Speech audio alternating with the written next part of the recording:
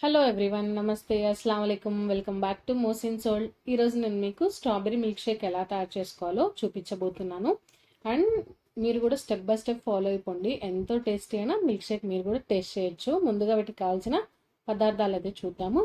12 to 13 strawberries and ఒక 5 spoon sugar and 200 ml పాలు, కాచి చల్లార్చిన పాలండి. సో ఇవే వీటికి కావాల్సిన పదార్థాలు అయితే.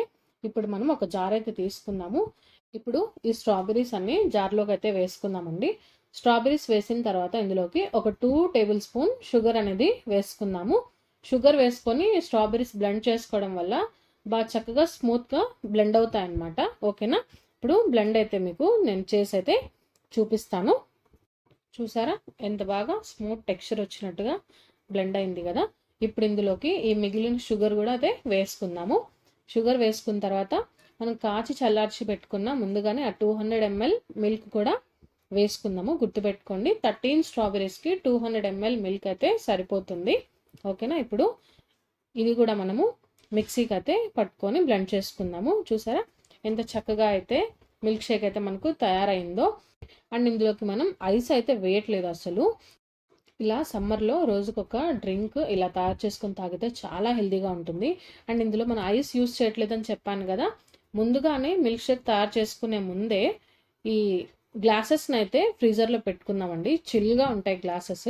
ఐస్ వేయట్లేదు, గ్లాస్ వరకే చిల్గా ఉంటుంది. ఇప్పుడు మనం తయారు చేసుకున్న మిల్క్ షేక్ని ఈ గ్లాసెస్లోకి అయితే నింపుకుందాము. అండ్ మీ చాయిస్ అండి, ఐస్ వేసి ఇవ్వచ్చు, వేయకుండా కూడా ఇవ్వచ్చు. అది మీ ఇష్టం అనమాట కంప్లీట్లీ. ముందుగా ఐస్ వేయకుండా ఇవ్వాలి అనుకుంటే మాత్రం ఇలా గ్లాసెస్ని ఫ్రీజర్లో పెట్టి మిల్క్ షేక్ సర్వ్ చేసుకుంటే సరిపోతుంది. అండ్ ఇప్పుడు ఇందులోకి ఒక 1 టేబుల్ స్పూన్ వెనిలా ఐస్ క్రీమ్తో అయితే మనము ఈ మిల్క్ షేక్ని సర్వ్ చేసుకుందాము. ఓకేనా? సో చూసారా ఎమ్మీ ఎమ్మీ ఎంతో టేస్టీ అయిన స్ట్రాబెరీ మిల్క్ షేక్ అయితే రెడీ అయిపోయింది కదా. సో మీరు కూడా ట్రై చేయండి అండ్ మీకు ఎలా కుదిరిందో కామెంట్ చేయండి. Please do like, share and subscribe to Mohsin sold. And కొత్త సబ్స్క్రైబర్స్ అయితే న్యూ సబ్స్క్రైబర్ అని కామెంట్ చేయండి, సో దట్ నేను మీతో ఇంటరాక్ట్ అవ్వడానికి వీలుగా ఉంటుంది. ఓకేనా? Thank you.